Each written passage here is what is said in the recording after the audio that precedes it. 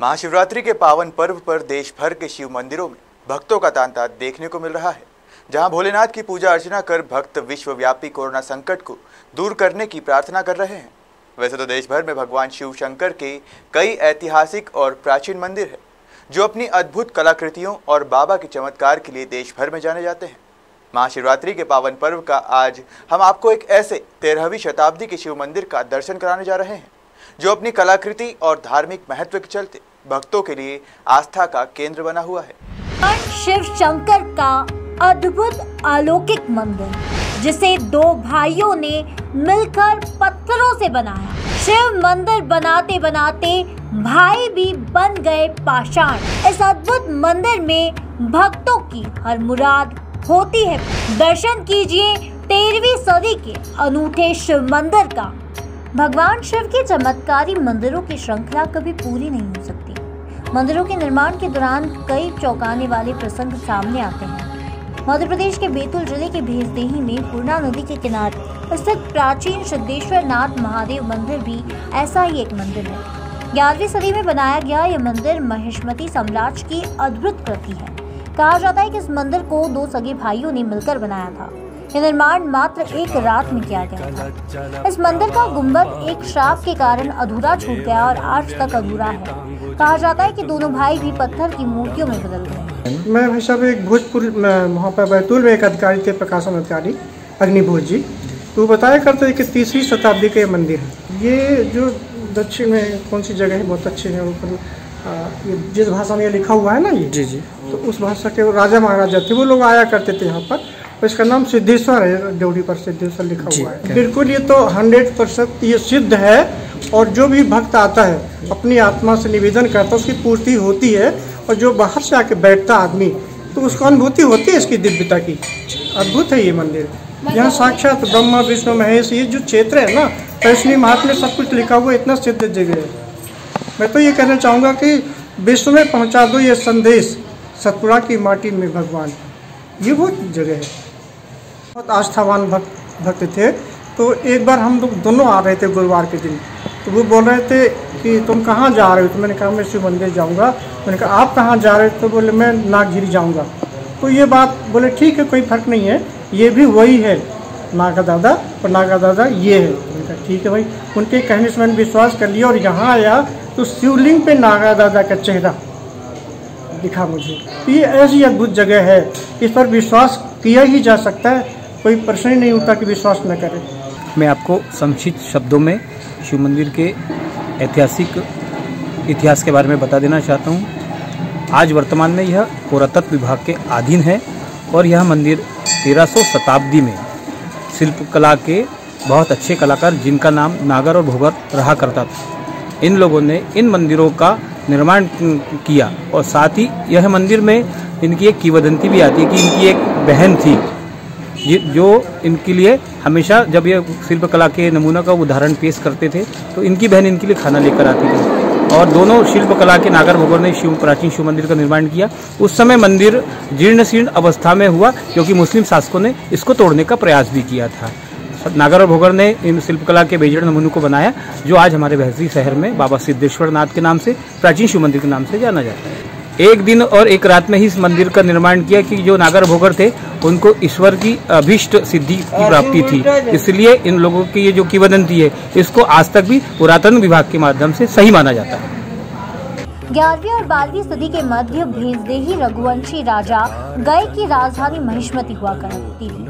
किंवदंती और कुछ पौराणिक मान्यताओं के अनुसार राजा गय भगवान शिव का भक्त था, जिसने उस वक्त मंदिर के प्रसिद्ध वास्तुशिल्पी भाई नागर भोगर को महिष्मती में शिव मंदिर बनाने का आदेश दिया। नागर भोगर के बारे में बताया जाता है कि ये दोनों भाई नग्न अवस्था में मंदिर निर्माण का कार्य करते थे। दोनों केवल एक रात में बड़े से बड़ा निर्माण कार्य कर देते थे, लेकिन इन्हें एक श्राप मिला हुआ था कि अगर किसी ने इन्हें नग्न अवस्था में निर्माण करते हुए देख लिया तो वे पत्थर के बन जाएंगे। बताया जाता है कि जब नागर भोगर महिष्मती के इस शिव मंदिर का निर्माण कर रहे थे, तब एक रात उनकी बहन खाना लेकर अचानक उनके निर्माण कक्ष में आ गई। उसने अपने भाइयों को देख लिया, जिसके बाद नागर भोगर पत्थर के बन गए। मंदिर का निर्माण कार्य अधूरा रह गया और इसका गुंबद फिर कभी नहीं मिल सका। मंदिर में प्रवेश करने पर उत्तर की ओर स्थित 5 फीट की गणेश प्रतिमा है, जो बिना किसी सहारे एक पेड़ पर विराजमान है। इस ऐतिहासिक मंदिर में भगवान शिव का दर्शन करने से वैसे तो पूरे साल भक्तों का तांता लगा रहता है, लेकिन महाशिवरात्रि और सावन माह में भक्तों की तादाद बढ़ जाती है। लगभग यह 4,000 वर्ष पुराना मंदिर है, जो प्राचीनता है, जिसके ये है कि जो यहाँ पे पाषाण है, जो पत्थर है, वो पत्थर में अब अपने आप में जैसे हर आदमी की एक उम्र होती है, हर वृक्ष की एक उम्र होती है, वैसे पत्थरों की भी एक उम्र है।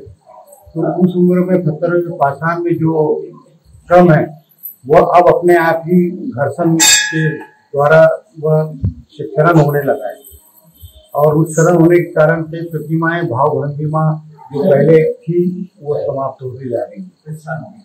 इस भव्य मंदिर की एक विशेषता है कि एक प्रतिमा दूसरी प्रतिमा से मेल नहीं खाती है, जबकि स्वरूप ऐसा लगेगा कि वही की वही है। जहां मैं अभी बैठा हूँ उसके आजू बाजू में जय विजय की प्रतिमाएं हैं जी, वहां से जय विजय की प्रतिमा में है। आप देखेंगे इसमें कि जो भाव भंगिमा में इन लोगों के है जी, इस हाथ में मुद्दल है जी, इस हाथ में और कुछ रखा हुआ है जो अस्पष्ट है जी, और जो उनका एक शस्त्र है जी, वह बाएं हाथ में। यहाँ पर आप देखेंगे इस प्रतिमा में जय जी, इस प्रतिमा में मुद्दल कुछ हाथ में जी, और वही जो इसमें हाथ में इस हाथ में है जी, और जो वो शस्त्र है वो इस हाथ में जी। भाव भंगिमा में एक प्रतिमा डबल चिन्ह नहीं ढूंढी गई। अच्छा, यहाँ पर आइए इधर, तो ये प्रतिमा में आप देखेंगे जो विजय के बाजू से प्रतिमाएं हैं जी, उसकी भाव भंगिमा में ये हाँ, इसी के ठीक विपरीत जय वाली प्रतिमा में भी एक ये देखने को आपको मिलेगी। ठीक है, अब आप ये सभागृह का ऊपर का चित्र देखिए, इसमें जितनी प्रतिमाएं दर्शित हो रही है ये भव्य मंदिर के साथ जुड़ी हुई है। अच्छा, इस भव्य मंदिर में ये प्रतिमाएं सिर्फ यहाँ पर सिर्फ गणेश जी की प्रतिमा दोहराई गई है। अच्छा, वो प्रतिमाएं यहाँ सिर्फ एकमात्र विराजमान ही है। ये कहते हैं कि गणेश जी एक पैर पर स्थित है, हाँ, तो क्या सच्चाई? हाँ, उसके बारे में बताऊं आपको जी, कि इस प्रतिमा में ऐसे रूप में गणेश जी की प्रतिमा इतने बड़े पत्थर के ऊपर जी पूरा पाषाण से तराशी गई है जी, और उसका बैलेंस कैसा क्या है ये तो बड़ा एक अजब की बात है जी। आप यहाँ आएंगे जी, तो इस प्रतिमा में आप देखेंगे कि इधर से उधर देखो जी, तो पूरी वो प्रतिमा भक्तों ने अपने आप में एक इसका थोड़ा सा जीर्णोद्धार करने के समय में वो जो जिस भाग पे रखी है पत्थर के पाषाण जी, वो मैंने दबा हुआ है और उसी पत्थर के एक है, तो यानी कि इसका बैलेंस है ये अपने आप में एक अर्थ बनती है। नंदेश्वर के बारे में ये कहा जाता है जी, कि जो भी आपके मन इच्छाएं हैं जी, मन इच्छाओं में आपका जैसा भी यानी चल रहा है जी, तो यहाँ पर जैसे हम लोग बताते रहते हैं, जो भी कोई नए आते हैं उन लोगों को जी जी, यदि मान लो ऐसा करके हम दोनों सिंह के भावों से देखते हैं गणेश जी को जी, और गणेश जी से प्रार्थना करते हैं कि हमारी मन इच्छाएं पूर्ण हो, हाँ, तो यहाँ पर ऐसा कहा जाता है कि इच्छा पूर्ण हो। और अपने आप में ये जो गणेश जी की प्रतिमा है अष्टभुजाधारी। अच्छा, अष्टभुजाधारी के साथ साथ इस प्रतिमा में सभी हाथों में अलग अलग उनके शस्त्र है, नारियल है जी, शंख है, सभी चीजें उसमें दी हुई जी। प्रतिमा की विशेषता ये है जी कि इनसे हम यदि मान लो जी, जिनके यहाँ बाल गोपाल बच्चे भी हो पाते हैं, अच्छा, उनके यहाँ ये बाल गोपाल देने में पूरे सक्षम है, मन इच्छा रखो इच्छा पूर्ण हो। ठीक, इसके साथ ही सभी शिवालयों में, पूरे हिंदुस्तान के शिवालयों में कहीं पर भी मुरली मनोहर राधा कृष्ण की प्रतिमा नहीं मिलेगी जी, लेकिन यहाँ मुरली बजाते हुए इस पाषाण मंदिर में जो पत्थरों से बना हुआ है जी जी, ये आप आएंगे जी, तो ये जो एक प्रतिमा बनी हुई है मुरली मनोहर की, जी, बड़ी मनोहर है और एक अपने आप में है, जी। ये किसी भी शिव मंदिर के शिवालय में, जी, ये प्रतिमा नहीं है, ठीक, यानी कृष्ण की प्रतिमा रखी ही नहीं जाती उस मंदिर में। अच्छा अच्छा। यहाँ तक कि ये लक्ष्मी नारायण जी की भी प्रतिमा यहाँ पर है, जी। ये लक्ष्मी नारायण है, लक्ष्मी माता पर ये, जी, ये लक्ष्मी भगवान नारायण भगवान, जी, लक्ष्मी नारायण का स्वरूप है, जी, दिव्य स्वरूप है इनका। और यह अपने आप में एक वो होती है लाइट है आपके, जी। जिससे धरोहर यहाँ की रही है, उस धरोहर की चोरियां भी चित्रकारिता की चोरी हुई है, जी। आप ये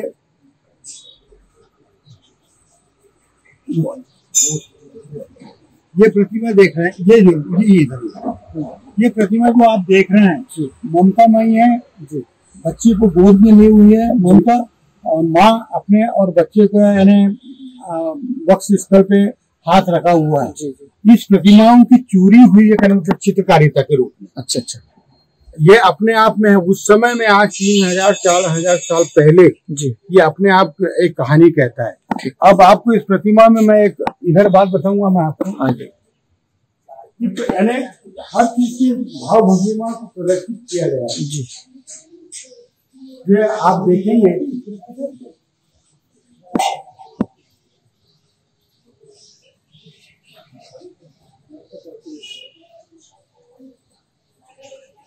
वाला चित्र बताना, जैसे ये प्रतिमा नृत्य प्रतिमा है, जी जी, नृत्य मुद्रा में बताई गई है, जी। ये यहाँ पर अपने श्रृंगार में, जी, ये अपना आईने में अपना चेहरा देखती है, ठीक है। उस समय में विकास इतना आगे था, जी, कि हर बात को ये बताता था कहने मतलब। आज का मानव से ज्यादा विकसित उस समय का मैंने जो आज 4000 की तो यानी कल्पना अपन करते हैं, जी, तो उस कल्पना के अनुसार वो है। अच्छा। बच्चों की उम्र के बारे में जैसा मैं बोल रहा हूँ, लोग अनुमान लगाते कि 900-1000 साल पुराना, लेकिन मैं बता रहा हूँ कि इस बात की कहा जा सकता है कि 2500-3000 साल होने के कारण जहाँ से भी पत्थर लाए गए हैं, ये हमारे एरिया के पत्थर तो है नहीं, इस प्रकार के पत्थर मिलते हैं। अच्छा। लेकिन प्रतिमा में जो उन्होंने जीवन का अपना वो पेश किया है, ये अपने आप में, ठीक है। ये एक महिला का फिर से आपको बच्चे का बता रहा हूँ, इसमें भी वो अपने आईने में जो खंडित हो गया है, हाँ सही बात, वो अपना चित्र देख, जी। साथ में ही जो हमारे खजुराहो जो हमारा एक सबसे बड़ा केंद्र रहा है, वहाँ पे